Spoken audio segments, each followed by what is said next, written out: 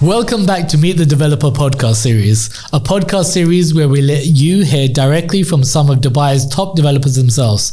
We'll be diving into the DNA and vision, addressing FAQs, and ultimately doing our best to help align you with the best developer that suits your investment needs. I'm Rennie, your host, and today we're privileged to have George from Select Group join us for a deep dive into flagship projects and myths about hotel branded residences. It's fantastic to have you here, George. Thank you, Rennie, for having me. It's a great pleasure to be with you guys. Likewise.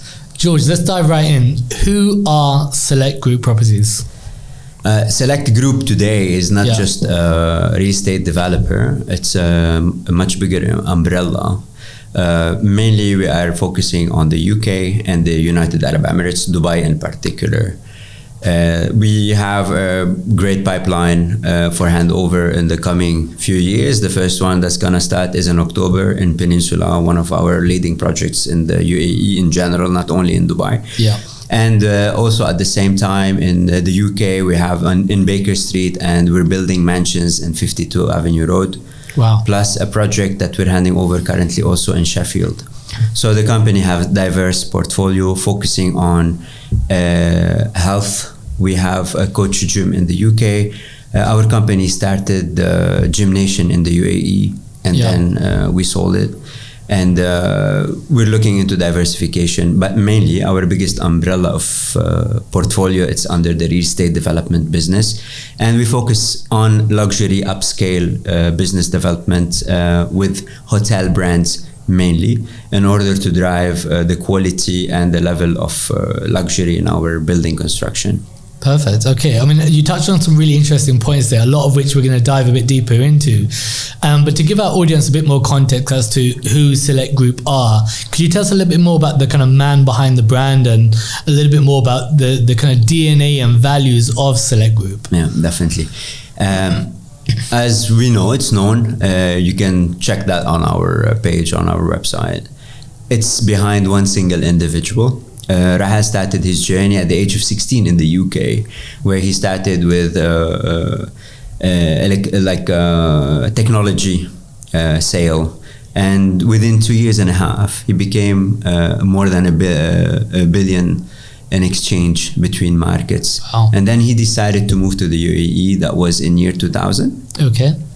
Started acquiring buildings and selling them, and then 2002 took over the first building in Marina. His focus was mainly in Marina, and then building after the other. We started building and selling, and then he established a commercial team behind it. Yeah. So we take the project from groundbreaking all the way to building it, signing HMA with hotels, or if it's not branded, and then we move forward all the way to continuation of handing over.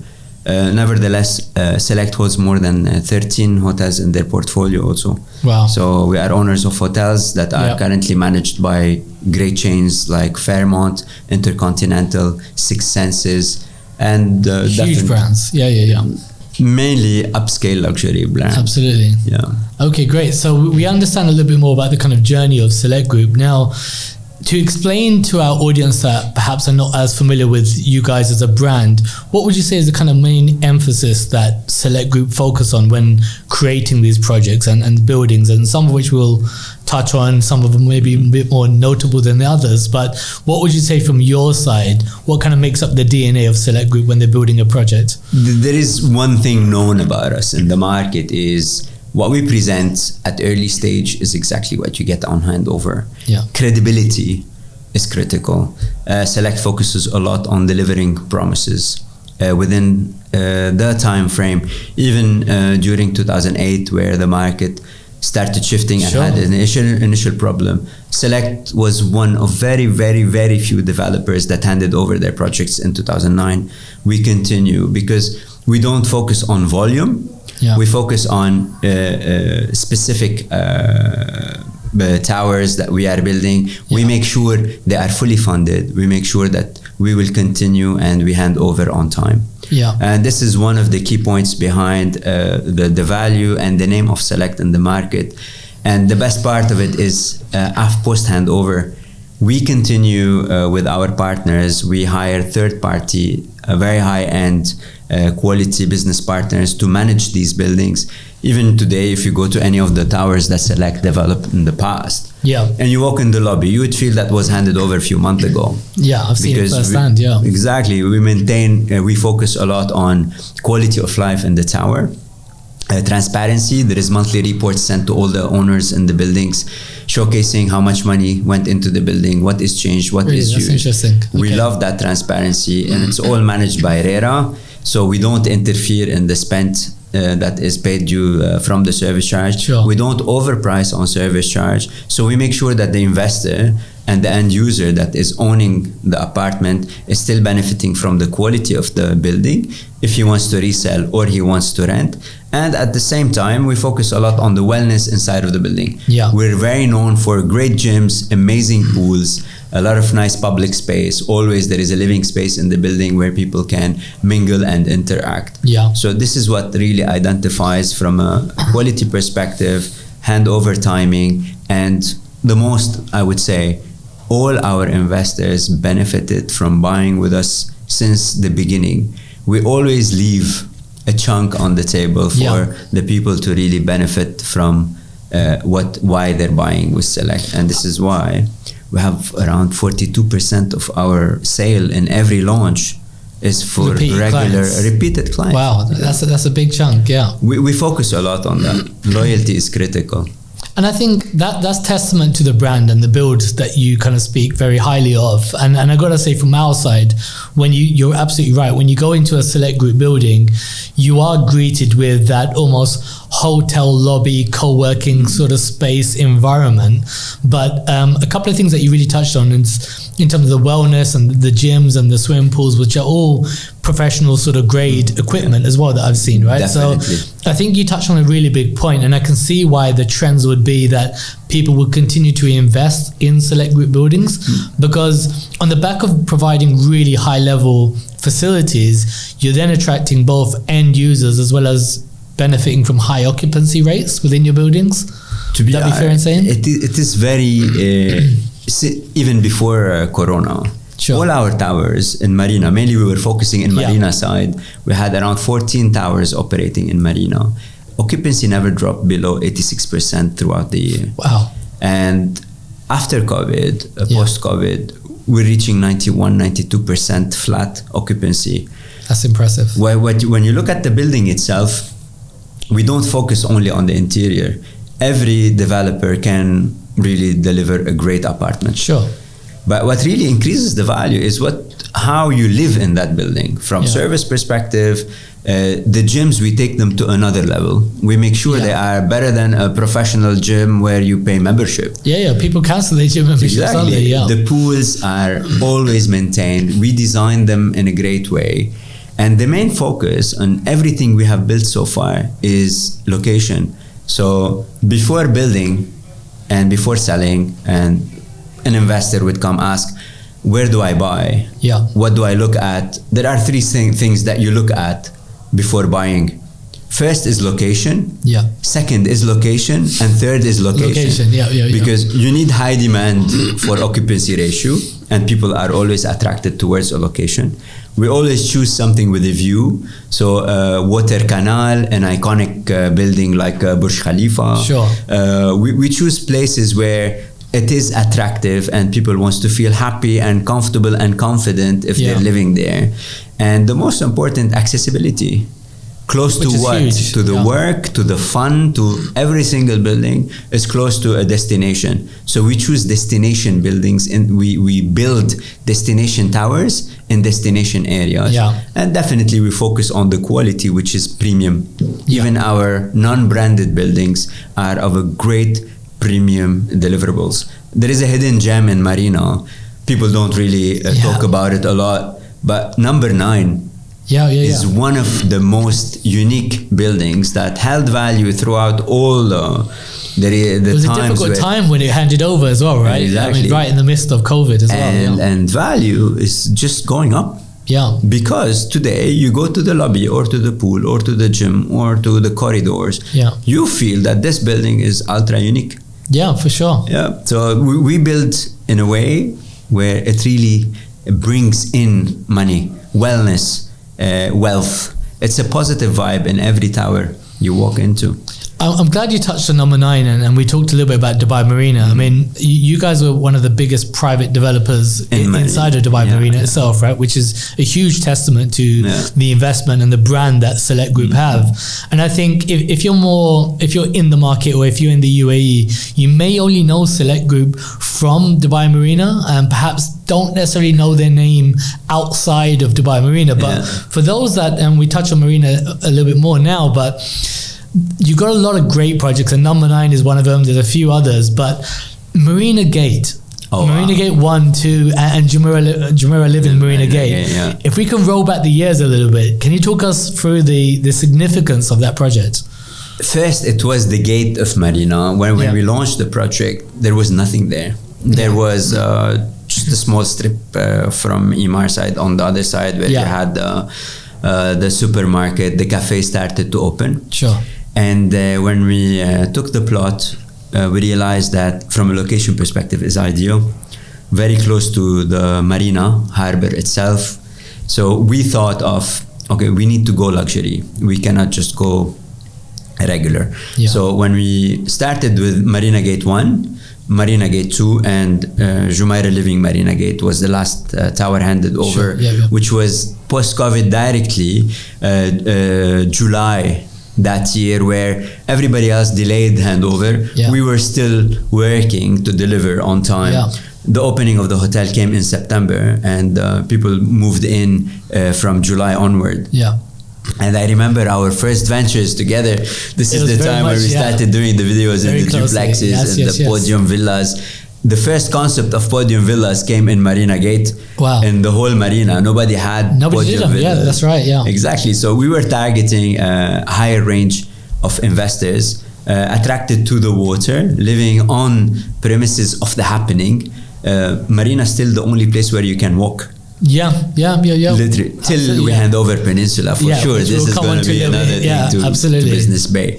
So Marina Gate 1 was the first tower that we handed over, and we built it on a very high end quality from finishing, stunning views, and location is ideal. Second to none. Close to everything. We made sure that in our 58 retail, we make sure that we deliver it as a community, not just part of Marina, a self-sustained community. So we focused on rents with medical center, nursery, restaurants, supermarkets. So we provided everything within that particular block of buildings. The rise of Marina Gate in that particular area was one of the highest towers and the closest to the water, directly accessible to the walk.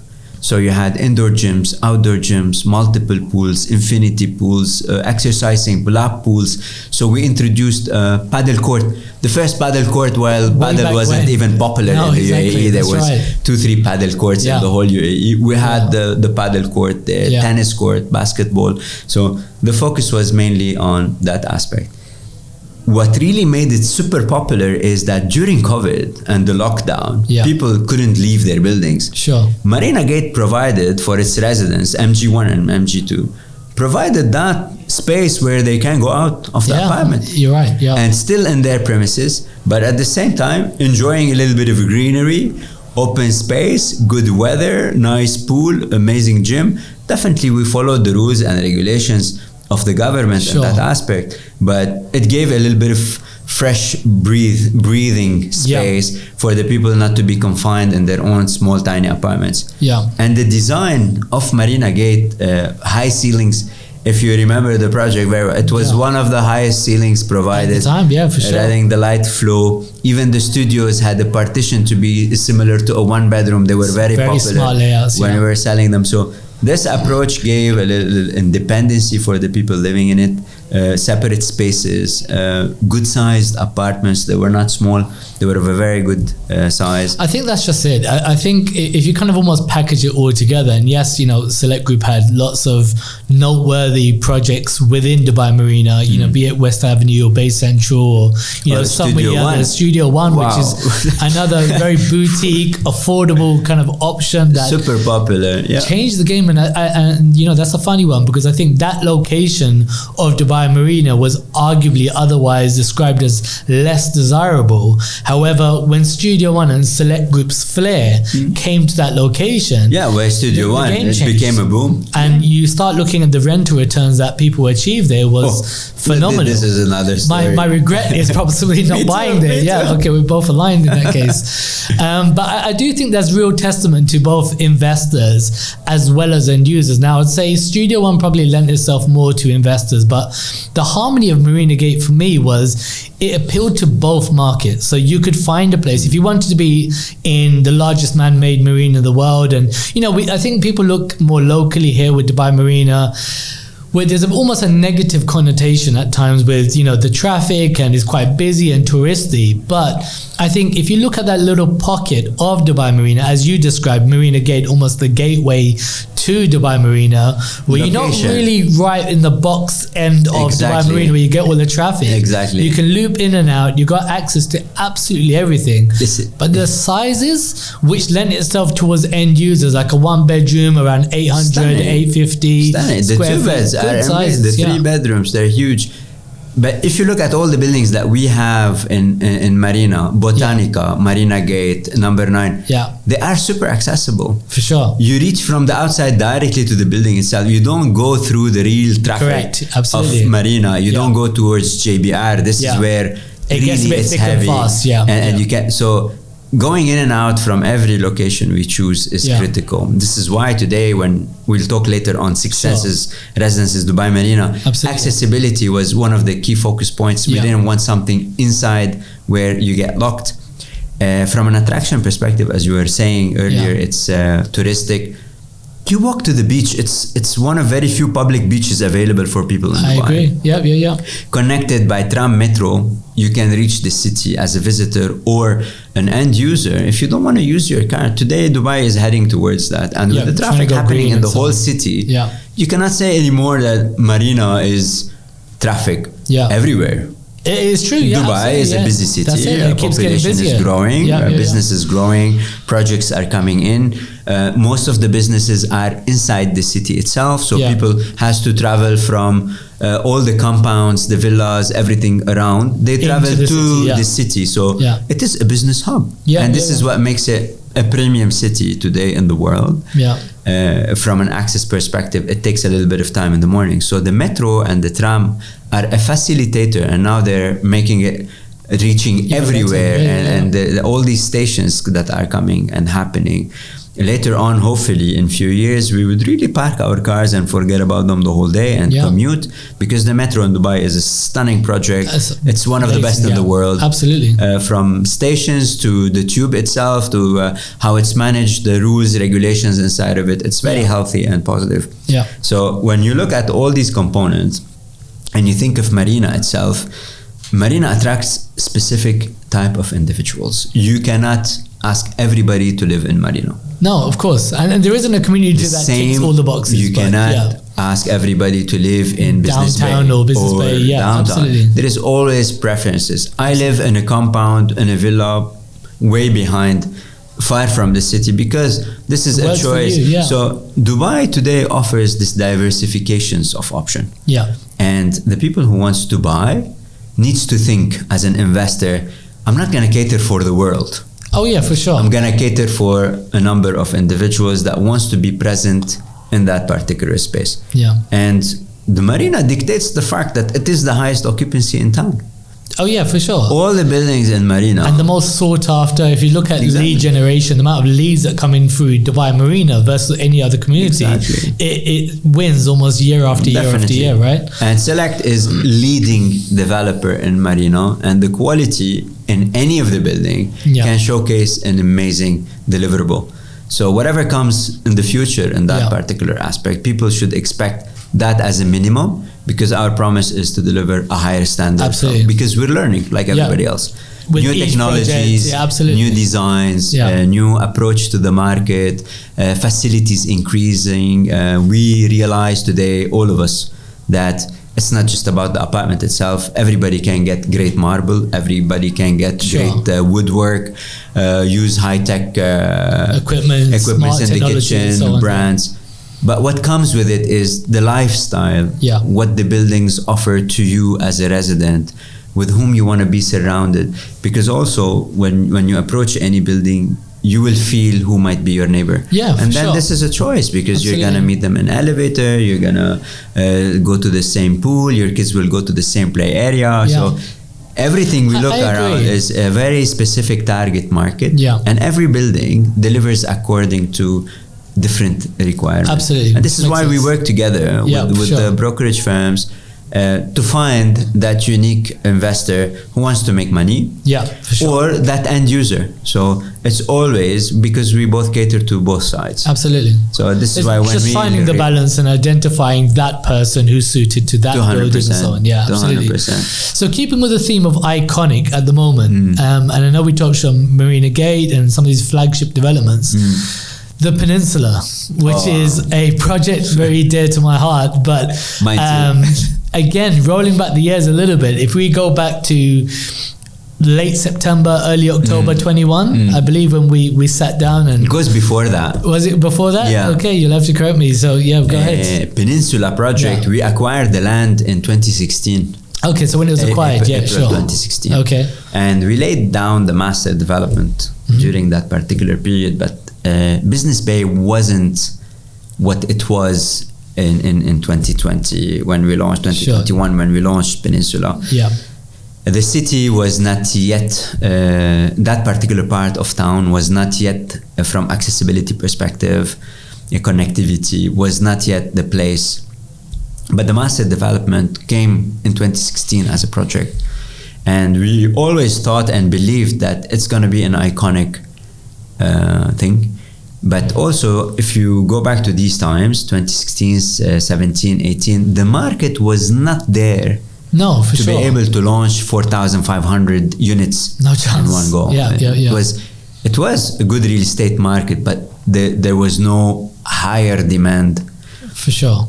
Post-COVID, we started feeling the demand when we launched 15th Northside. You worked on it. Honestly, it's one of my favorite projects because return the ROI or even the appreciation, right? Insane. Today, you rent a one bedroom for 120,000 dirham in 15th. The building next door is for 55,000. Because the facilities that are available in 15th, the accessibility, the level of posh, young energy vibe, greenery, outdoor space. Gives you the premium from an investment perspective. Which we touched on, the facilities and creating the lifestyle, So when we launched Peninsula 1, if you remember, we knew it's gonna sell. But to be honest, personally, I didn't know on that speed. But we were looking at emerging markets. Dubai is the only open market. Even after that year, still there is a lot of countries that were still on lockdown and restrictions, and like Australia took a year and a half to lift the travel ban, for example. Dubai did a great job. The government handled the pandemic in a super exceptional way. I say I was super lucky. I thank God.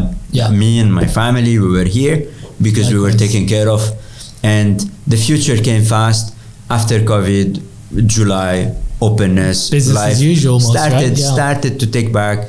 January that year, we started seeing shift on the launch of 15th Northside, and we realized that smaller ticket items, they're not heavy to shift. And there is a lot of people around the world that were stuck during COVID, and they had the funds and didn't know what they're going to be doing with these funds due to the bank lower returns, bonds ultra expensive, things are not moving in that direction. So the other alternative would be real estate.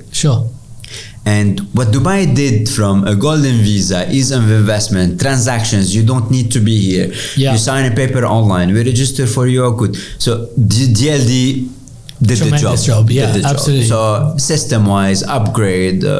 They introduced to the world a new hub. Absolutely. Yes, Dubai was there before, but post-COVID, we became the center of attention. I agree. I think the game changed, didn't it, at that 100%. point? Yeah. For us, when we threw in the first community, green community with all this amazing vibe, in a business district like Business Bay, where it's just towers. Concrete jungle almost, right? Exactly. Yeah. So you threw an oasis. Yeah. A wellness oasis focusing on well-being, caters for family, for young couples, for individuals. Professionals, yeah. 20 minutes away, if you look on Google Maps, you are in the center of Dubai. You are literally in the heart, proximity to anything. Airport, Burj, downtown, Marina. The beach, the malls. The mall. Everything, it's everything at reach. Yeah. And at the same time, within the community, we're providing anything you want. Yeah. Similar to the same business model that we did in Marina Gate. Of course, yeah. We're renting the retail to cater for you. Yeah. So you will find, when we finish in 2026 and handing over the whole project, you'll find everything at reach. You don't need like a one-stop shop. You don't need to take the go. car. Yeah. Okay, you want to go for luxury brand shopping, you go to Dubai Mall, 6 minutes drive. Yeah. All right, so it's not far. It's not venturing out. You can run it. If you're a good jogger, you can run it in the morning in good season. Yeah. So when we saw that the drive in Peninsula 1 came of that speed, the plan was every quarter to launch a tower. I remember we had that conversation. We had this conversation. And then within 4 weeks and a half, first building was gone. I remember there was Cityscape, we launched Peninsula 2. 6 days, the building was gone. And then, Peninsula 5, that was a success story. Amazing, A bigger unit, bigger... Luxury, more finishing, better finishing. Higher end finishing. It was our collection signature tower. We saw that the demand started to come on something more luxurious. Refined and so on, And this is where, from the beginning, we had a focus on building Jumeirah living product. But this time we wanted to be different from Jumeirah living Marina Gate. We wanted to be more niche and more unique for the buyers. So we started working on that design. But we also had in mind a project of Peninsula 3. Which is an iconic building. It's going to be one of the most beautiful designs. If you pass by now the plot, shape, you look at it, it's seriously stunning. Yeah, absolutely. The strip started to come around with Peninsula 4, the restaurants, the bars, the cafes. So when we started launching project after project, believe it or not, Peninsula 3, it's an 852 units. Wow, 1 week and 3 days. Yep, I remember it all too well. I was fortunate enough to sell a few there, but it moved so quickly, right? Yeah, but today, you see that every investor in every building made money. Appreciation on resale. We didn't hand over yet Peninsula 5. It's in October, November this year. We're sending the letters very soon, end of this September. The first tower there. You see that demand on rent started asking us... So in advance, my belief today is we built a real destination. We didn't build just a tower or multiple towers. We built a destination that is going to cater for families, for individuals. You find multiple type of apartments for smaller units, larger units, higher end luxury units like Jumeirah Living. Jumeirah Living Business Bay is... People don't really realize the beauty of this particular 83 units delivered building. It's going to be managed by Jumeirah. Sure. And what does that mean? What does that mean for the... So if you are a resident, if you're living there, to have a building managed by Jumeirah, what does that kind of avail for you as the resident? You live in a hotel, but there is no hotel. Okay. You'll have a general manager, chief concierge, valet parking, chief engineer. You will be serviced like you are living in... actually, it's the similar finishing and design from the interior of Mars Al Arab. Wow. It is the same brand. It is exactly the same brand. We signed an agreement to be the same brand, both parties. That's phenomenal. So today, when you walk in, you'll be recognized, taken care of, somebody carrying your bag, taking care of you. Some people wants to live this life. Yeah, for sure. And You have a spa in the building where you bring your own masseuse. You don't pay money or anything. You just call the concierge, say, I have a therapist coming doing a massage for me at 3 o'clock. Is it available? Yeah, okay, that's yours. So somebody will service it, clean it, prepare it, put the incense and do the whole thing. But to that extent, a hairdressing salon, it's for you. You bring your own hairdresser. So we're targeting a very different level of service in the building. So everything is private for you. Your own cinema room. You don't need it in your apartment and not benefit from it, but it's available in the building if you want to benefit from it. Your kids, invited friends, they want to play games. There is a gaming room that you book it for him or for her, whatever. And they come and sit and invite their friends in their own private clubhouse for specific 2-3 hours a day. I get it. And I think when you start to kind of unlock all of these hotel-like facilities, but I guess because it's not a hotel, you don't have lots of different guests or lots of different people coming in and out, right? It's personalized. It's refined. Very from a security perspective, you know, everybody's taking care of you. Of course. The luxury of finishing, you know that a big management hotel corporation level delivery, like Jumeirah, right, which is taking care of the services in the building. So the guy standing on the pool with the towers and water. It's if you're staying in any of Jumeirah hotels. So this is the level, the trained concierge, the trained valet, the trained housekeepers. So all these individuals will be catering for you only at a service charge that is seriously taken into consideration to make sure that you as an investor or an end user, you're not really paying an arm and a leg just to be living in that.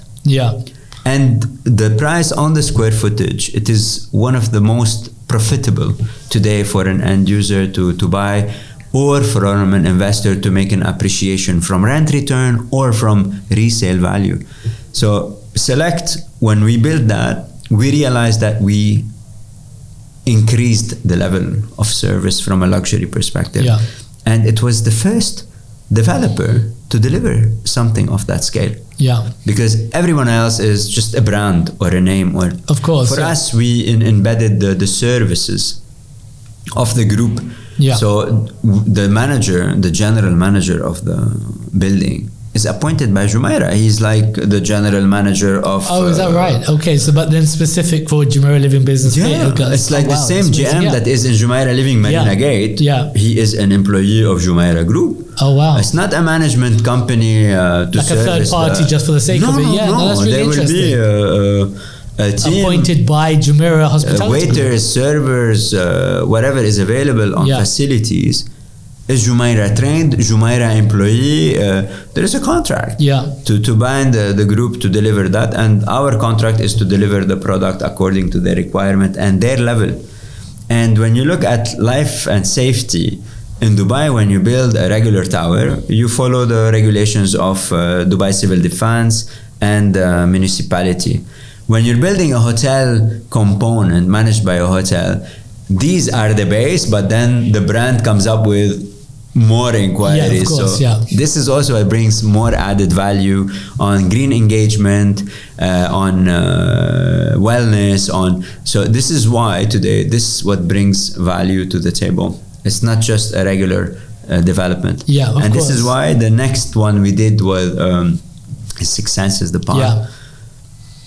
Absolutely phenomenal. Nothing to say about it, to be honest. Today, if you want to think about appreciation percentage and deliverables to initial investors or secondary investors or third-time investors, because some of the units were exchanged hands so many times already. It's always bringing more value. And today, closer to handover, when you started seeing the beauty about what we're building there, you realize that everybody's in love. I think it's a really interesting topic, all of it. So, I mean, just touching on and just kind of closing out on the Peninsula, and I think what was the real icon from our side and why we as House and House really took to that development a lot is it was unique in so many different ways. And I say is. There's still some availability there. Get in touch with the team if you're interested. Definitely. In Jumeirah Living Business Bay, we are super bullish on. There's this, and we're going to touch on kind of capital appreciation and where the investment lies in a moment. But just to kind of wrap up on that community, if you are in Business Bay, which is kind of disjointed in parts, right? Because you don't have that sense of community that you would otherwise have in nearby downtown. Because Emaar really kind of mastered and pioneered the community. That's their thing, 100%, so to speak, right? And I think the beauty of the Peninsula was Select Group have created a micro master community within Business Bay, which otherwise is completely disjointed. There's a handful of pretty good buildings there, but you have to jump in the car to then go out to the grocery store. Or if you want to go to the clinic, if you want to go to the school, you can't find everything in one place. Whereas this was the idea of you come down in your building and then you literally walk through the Pockets Park or the parade of cafes and restaurants. It's something that doesn't already exist there, and I think that's what made it really unique. Now you couple that with the fact that it's surrounded by water from 3 sides, which again, when you're living so kind of central in the central business district, if you like, having water around you is not something you'll see. You think water, you think Palm Jumeirah, Blue Waters, Dubai Marina. So I think it's a very unique proposition. Now, why I think a lot of our investors have done really well on it and are still looking at opportunities like Jumeirah Living Business Bay is the price per square foot for that level of luxury is insanely priced today with what the uplift could be for that sort of level being offered within a community, within that location. You need, I just want to touch point on that. This is because we have a chairman that believes in that. For sure. He believes in partnership.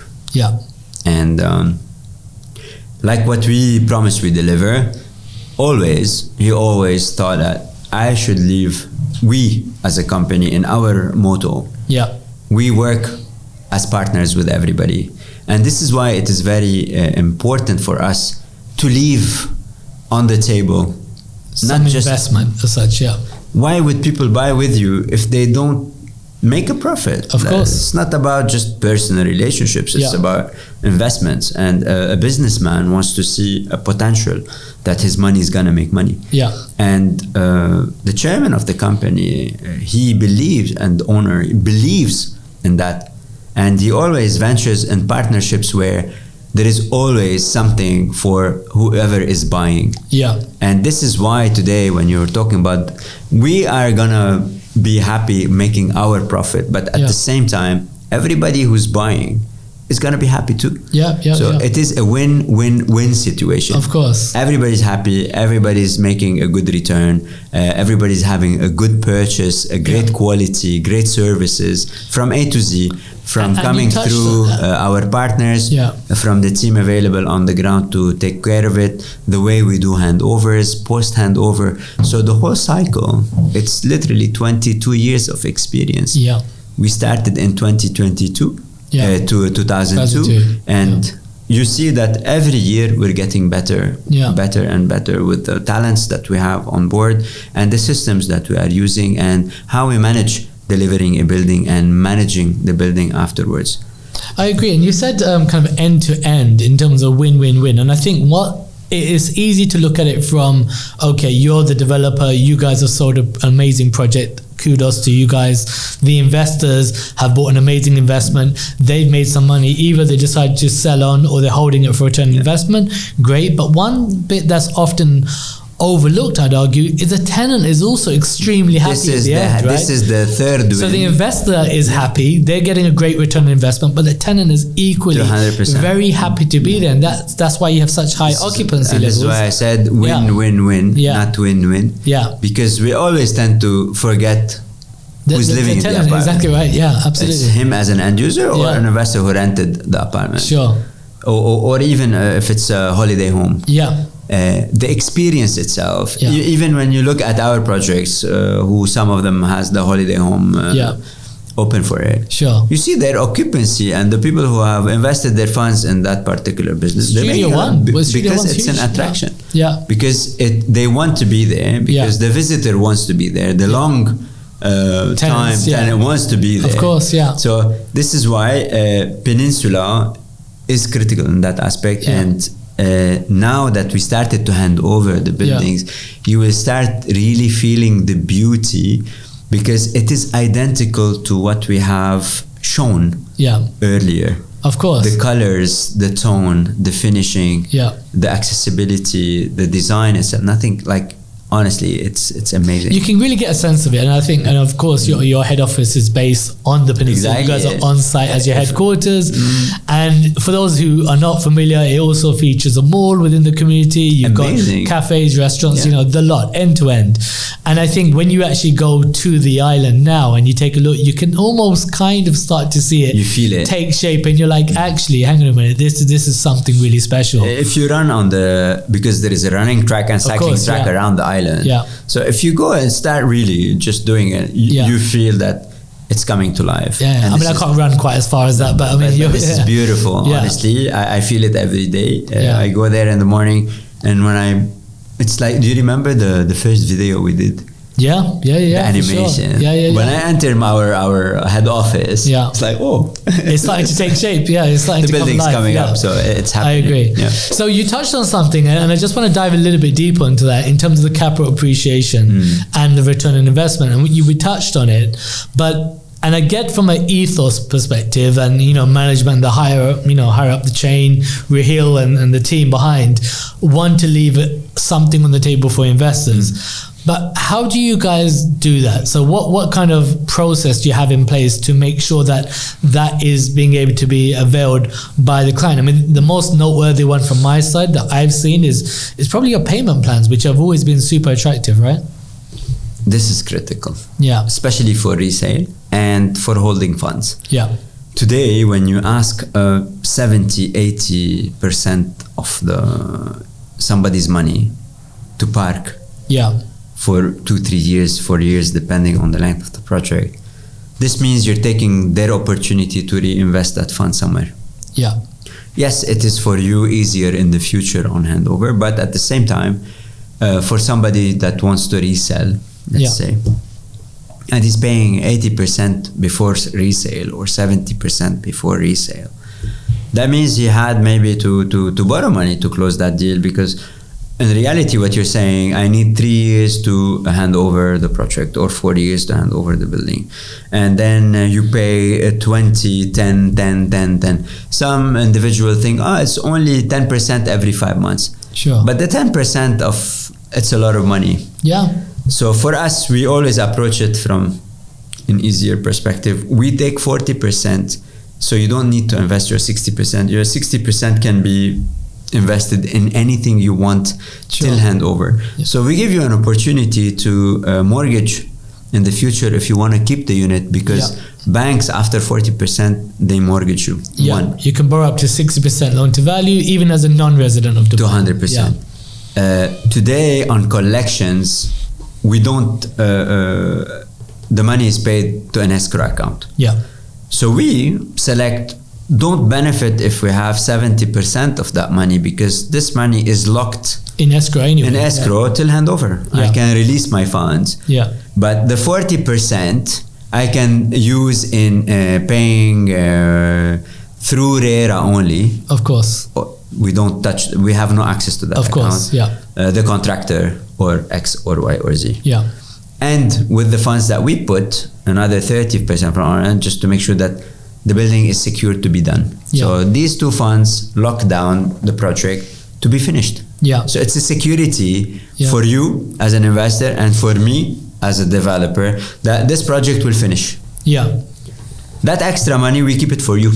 To reuse in any investments meanwhile, making that extra money maybe to pay off the unit that you bought with us. Of course, through bonds, gold, equity, crypto, I don't know what keep it for a rainy day, it's just it's liquidity at hand where you really benefit from it as an individual.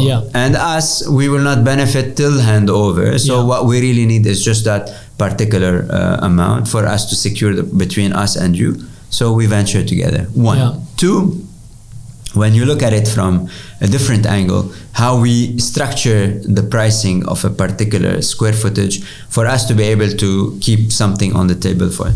Select doesn't work depending only on market demand. Yeah. And then we inflate. We work from as regular as any business owner. We take cost in perspective. Yeah.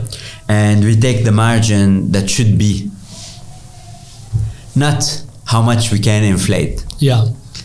And definitely we're happy with it. So it is not a small, nobody ventures in a wrong business, you know. Sure.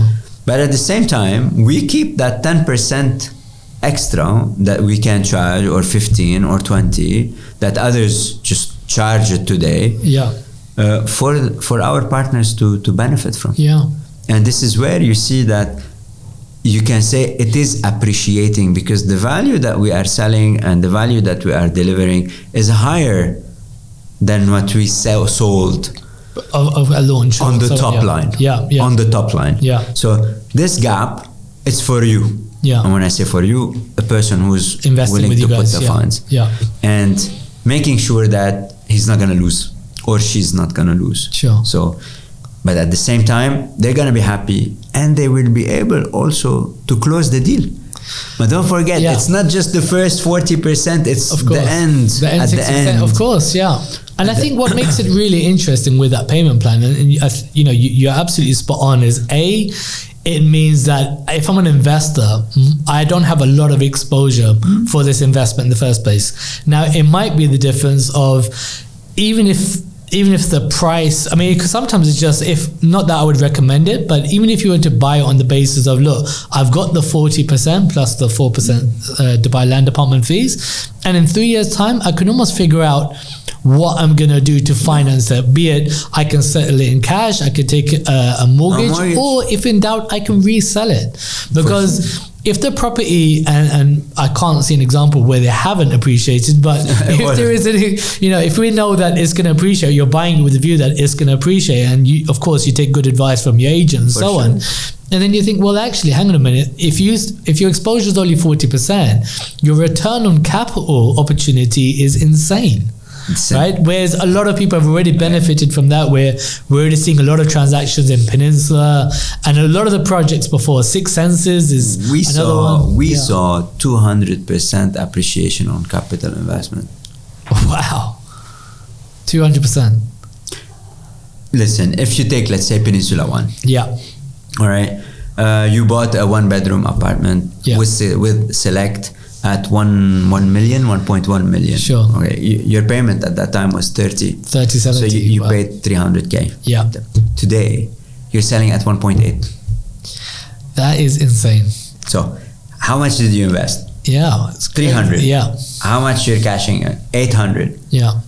Take out that 300. So you made 500, $500,000 profit. Yeah. So how much is that of a percentage? Yeah, you've done it, right? Exactly. So this is a simple example. Six Senses, this is where we believe also brands bring more appreciation. Six Senses, the Palm, a success story. Yeah. With all investors, whatever they bought, a 2-bed, a 3-bed, a half-floor penthouse, the 2 penthouses on the top, Sky Villas, the villas on the beach. Beautiful, all of which the whole development was, I can't say phenomenal. Honestly, it's you have access to the platform. Yeah. You see the last sale, initial sale. Yeah. Amazing. So there was opportunity for everybody. We are replicating this exercise, and believe me, we have more than 20 buyers in Six Senses, as Dubai Marina, who bought in Six Senses the Palm. Okay, and then they reinvested the funds in Six Senses Residences Dubai Marina, because we also did the same approach to the business. Yeah. Today, when you look at the price per square foot on something like Six Senses in Dubai Marina, that's going to be the most refined and elegant tower in that space. Of course. I don't think there is anything similar to it. Yeah. From facilities, brand, service, elevation, luxury, all this. There is no way not to replicate the success. The thing is, it might take a year, or it might take 2 years, because this is what happened on the Palm or Peninsula. It takes 2 years, 2 years and a half. You cannot just say, okay, in a week I'm gonna make double the income. It doesn't work like that.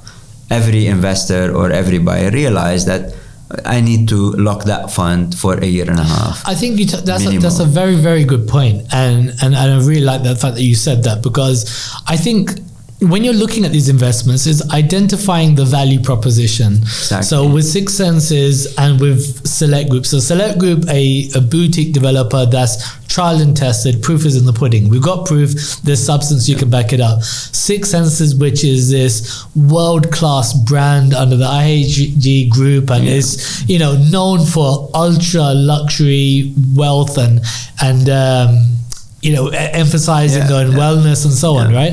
And then again, the model that's already been proved on the Palm Jumeirah on the West Crescent was that when that first started to take shape and we were first selling it, as you remember, it was just trying to get the buy-in on, okay, whether it's a 2-bedroom or a 3-bedroom, they're all going to do well. Now, one thing that I really was bullish on that particular project was the 2-bedroom. So if you start to look at 2-bedrooms in the ultra luxury space, usually you don't find a 2-bedroom that hits that kind of 2,000 square feet sort of size.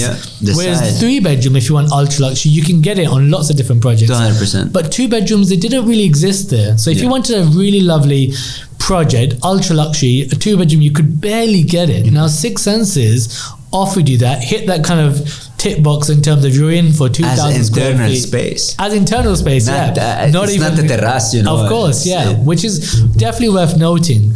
And then the comparables for that is very few and far between. So if you wanted something, because for me, as I understood that project was, there's a lot of primary residences here as well. People are looking for the primary residence. But for something like a 2-bedroom, a lot of people are looking at this as almost their holiday home. So they got their primary residence in Europe. They might not need a 3, 4, 5-bedroom apartment.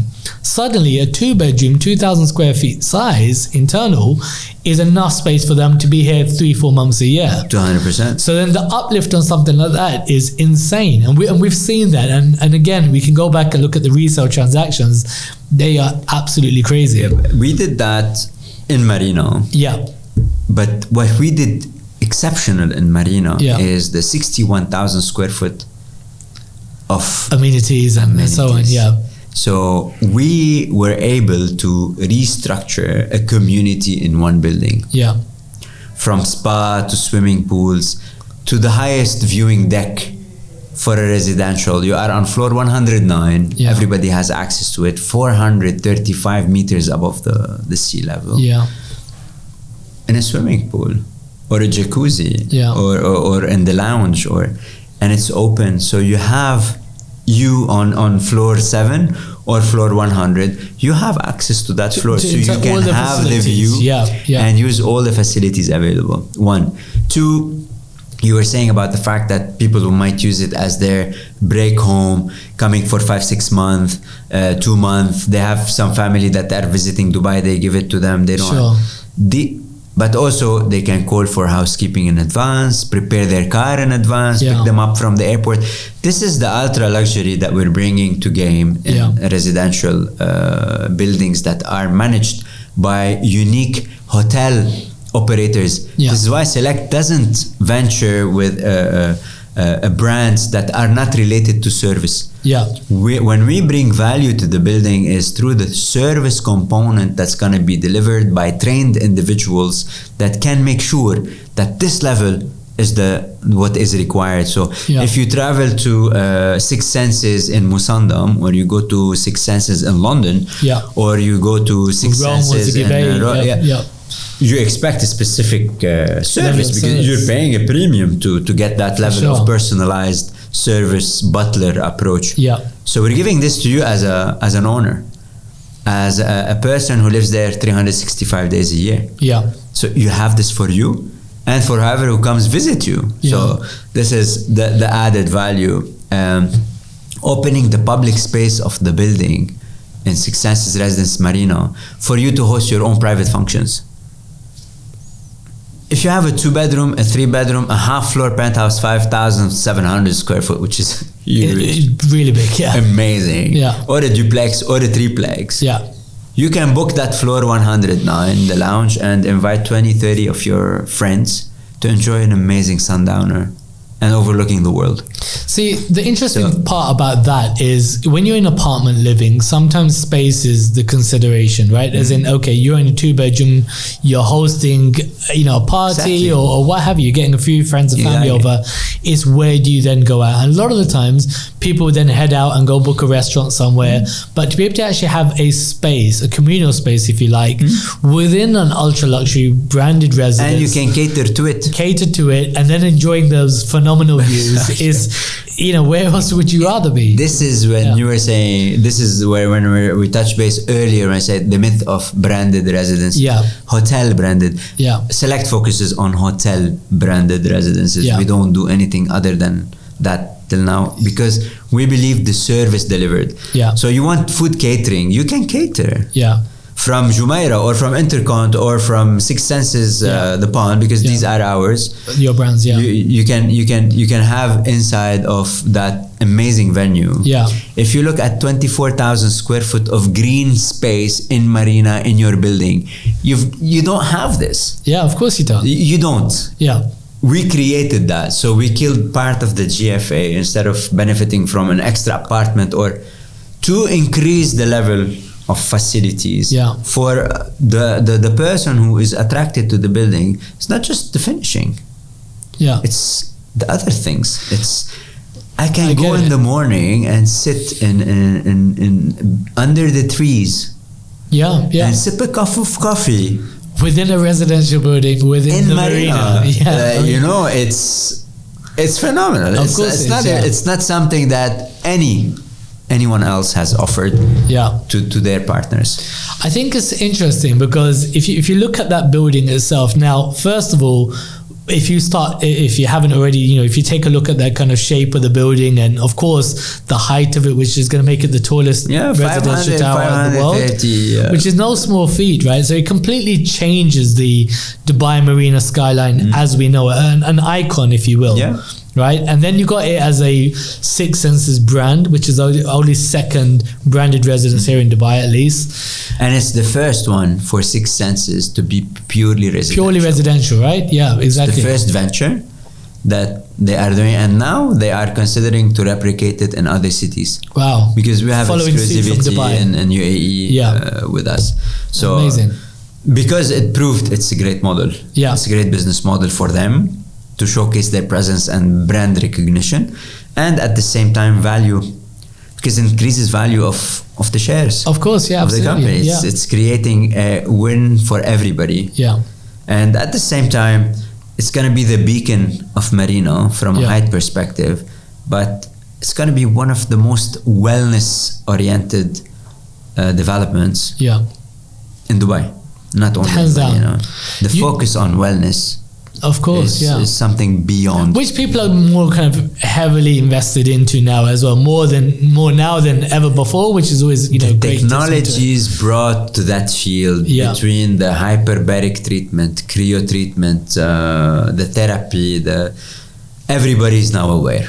Of course. Years ago, we didn't know about Healthline or diets or exercising or X or Y and Z. Today, technology. Medical technology is becoming the talk of the world. Of course. And everyone wants to do something. Everyone. For sure. Young, older, mid-age. And everyone in between, of course. Everyone has an interest. So this building is bringing all that to your tip of your finger, and it's exclusively for you. It's not open for public. So all the services that are available in Six Senses Residences Dubai Marina are only for you as a resident. So I want to touch on this for a moment, and I know before we're talking about where the kind of you guys as Select Group help clients achieve really healthy ROI, and how do we make sure that there's enough meat on the bone, so to speak, in terms of investment. Now, something like Six Senses Dubai Marina, for me, when you start looking at the price per square foot, because look, you and I can talk about how the facilities enable properties to be sold for X, Y, and Z, but if I'm an investor, I'm in Europe, I'm perhaps not so privy to the intricacies of how Dubai moves in terms of people like lifestyle elements or people like gyms and facilities. But if I was perhaps from outside in and trying to look at it just on a numbers basis, how does this one make sense for me, for Dubai Marina, Six Senses? I mean, this price per square foot seems rather attractive.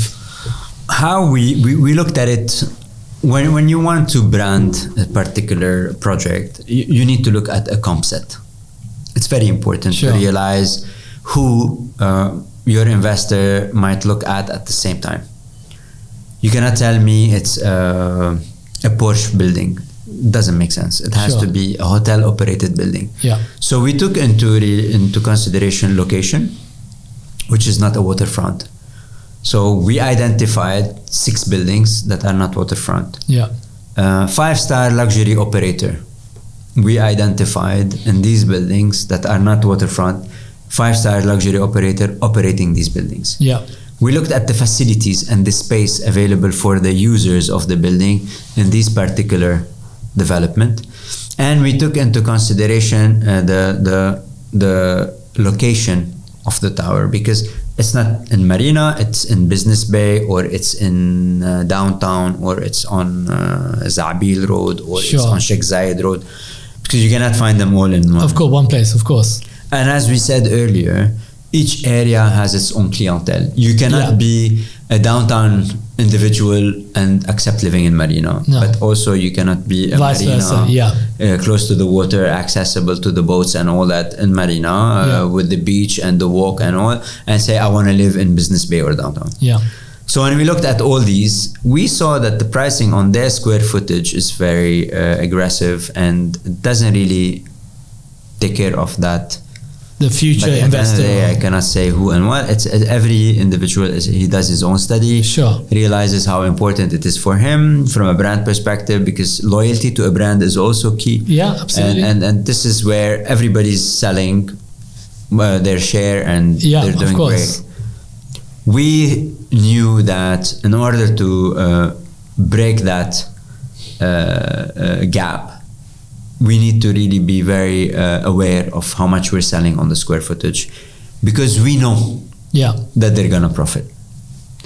With this payment plan and this price per square foot on that particular location, with this level of facilities and finishing and product and end user and technology used in building the tower itself and the conceptualization behind it, our end user is going to make money, and our investor is going to make money, and we're going to reach again another win-win-win situation. Yeah, for sure. This is always our aim. We want everyone to be engaged. Yeah. And this is where compared pricing, which you have the study also, and you know exactly what I'm talking about. So when you sit with your investor, you'll be able to really showcase the numbers. Yeah. Because it's a higher or similar or higher operator. Yeah. Similar or higher finishing in Marina. Facilities definitely higher. Yeah. There is nobody to compare with. Location similar, less a little bit, or higher. It depends on the preferences of the individual. Agreed. You will be able to showcase to the investor or the buyer, if it's an end user, or that possibility. Yeah. To make that. Which is huge. So look, we say so blasé in terms of that opportunity, but I think that opportunity is insane for the market in which we are in now. Definitely. Based on not only the price per square foot when you start to do the comparables for that ultra luxury space, but even in just the kind of mid-range. There are mid-range projects that are selling studios, one bedrooms that are priced at the same price. Because the apartment, the price tag is smaller, but the square footage is ridiculously higher. Right? But when you look at it from that perspective, you will realize that even with any market condition in the coming 3-4 years, you are still within the space where you're gonna make money. Whatever is it gonna be, a higher demand, a medium demand, whatever is the requirement. I don't dictate the future. I don't know 100%. We see that 2025 is a good year. Yes, summer in Dubai usually is slow, but we had really good exchange. Likewise, it was really good. So September started to look already busy. I expect Q4 to be a different zone, and 2025 it's a continuation of 2024, which was a great year. Yeah, for sure. whatever it is afterwards, we cannot foresee 2026. Of course. We don't know, because we are in a part of the globe. So there is a lot of things that dictate things around us. Of course, But we know for a fact that whatever it is, we are priced correctly for the investor and the end user and us to finish the project, to deliver the project, and to have a win-win-win situation. I think that's a very valid point. And again, if you go back to the price per square foot on something like that, and then couple that with the payment plan of only 40% exposure, and then throw in the world's tallest tower for good measure, the brand and the location and the facilities. At the start of the conversation, we touched on, some of the three biggest pillars of investing being location, which I couldn't agree with more. But I think if you throw in there for good measure, price per square foot, brand, who the developer is, their integrity. Definitely. You definitely, if you had almost like a wish list of what's important to you when you're looking at investment, there's a tick situation there. But I can tell you a story. Sure. When I say location, only a good developer knows where to choose a good location. Strategically placed, Exactly. Only a good finishing is in good locations. Usually, of course, because there is a good we invest in the plot. So we pay a premium for a great location. You don't just buy it on willy-nilly. Of course, of course not. Because everything follows the location. You upgrade the building because it is in a posh location or a high demand location. You do that. So you're totally right. The focus on all these points. But when you have the right components all coming together with a good price on the square footage, where any knowledgeable person of the market would realize that it's a good catch. It's not we're selling cheap. We're selling proper. There is a big difference. Market value, leaving something available for. We are very honorable, delivering developer, proven throughout years. In low period, we delivered our buildings. In high period, we delivered our buildings. The biggest delay we had on delivering a tower was 2 months or 2 months and a half. In the midst of COVID, right? But and others take years. We're not comparing. We don't compare ourselves to any other developer. Everybody knows what they can do and how they do things. But for us, it's critical to choose the right contractor, to choose the right finishing, the design. Who is Woods Baggett is building successes. Kila Design built Jumeirah Living and Peninsula, the same designers of the Future Museum of Dubai. So we and ECC or ABB, we work with really the right brands and the right contractors. Right brands, right design, right contractors. Integrity is critical. We need them to deliver on time. We need them to deliver what they designed. So we don't spare cost. We don't jeopardize brand integrity and so on. Just to save a little bit. And this is why when you look at how much you're paying, you understand that you're buying value. And luxury never fails, Rani. Through COVID, recession, luxury always wins, because we think the people who has this amount of money always reinvest and buy, and whatever happens around the world, they will be able to hold and sell at the right time. And this is where we focus always on bringing something super high end for that particular group of clientele. And this is why we have only 251 units, for example, in the project. In Jumeirah Living, we had 82, 83 units. So we're not catering for 1 million. Of course, it's a little bit more niche. It's a very unique number of individuals that will put money there. And definitely with other buildings and developments like Peninsula, which we are hunting for another nice size to do something of a similar approach. In Dubai, definitely location is critical, and this takes a little bit of time, because we buy and we acquire from others. We're not landowners. We are a private development company. So this is why it's very important to take into consideration what is that next person gonna do with it. And these questions should be always asked from your end to your buyer, and from us when we meet them and you bring them to us. It's like, what is the purpose? What's the goal? What is it we're trying to achieve? Because everyone should be explained in a different way. Yeah. Because if it's end user, it's personal preferences. Of course. So you can't argue with anything. Yeah, no, it's subjective. They like or they don't like. He wants this wall, he doesn't like this, he likes that, he loves this or he loves that. But from an investment perspective, we talk about ROI if he's reselling. Yeah. Rent, we need to project the rent, and you are the experts in the field. You manage our rental arm. You manage your whole thing. And you're one of the best in the city, by the way. Thank you.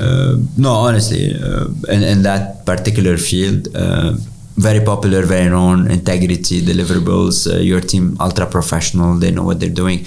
So this is why the approach depends on who we are talking to. Of course, and how we want to project and show reality.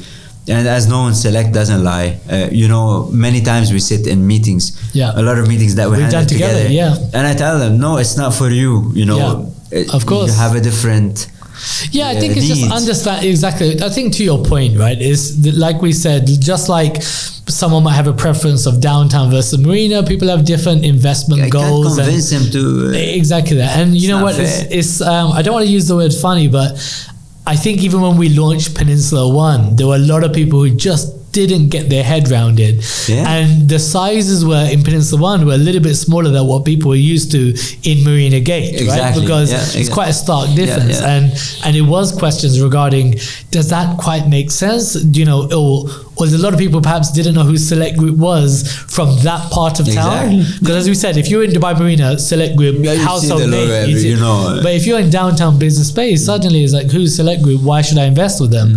And people that have availed, as you said, like even 200% returns is just crazy. So I think it's probably a really good place to park it. I mean, my last question was going to say what you guys have as like an outlook over the next 6 to 12 months, but I guess it's just focus on these Jumeirah Living Business Bay. These two main projects Senses Dubai Marina with ultra luxury, value. Great inventory. Definitely there is a pipeline. Sure. But we cannot disclose yet where and how, but we're looking at something really stunning. Amazing. To bring to the, as usual, location is imperative, design, what we want to build around it.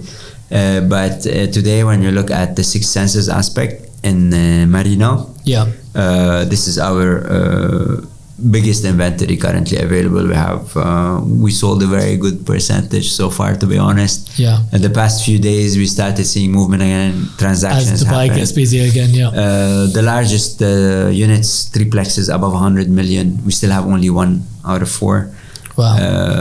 The high floors, 4 bedroom, half floors, all the way going down, we crossed below 100, so from 100 all sold. Wow. They're very popular, the views are stunning, the size is amazing, the price on the square footage, the potential for investment in the future, and definitely the remaining units in Jumeirah Living Business Bay.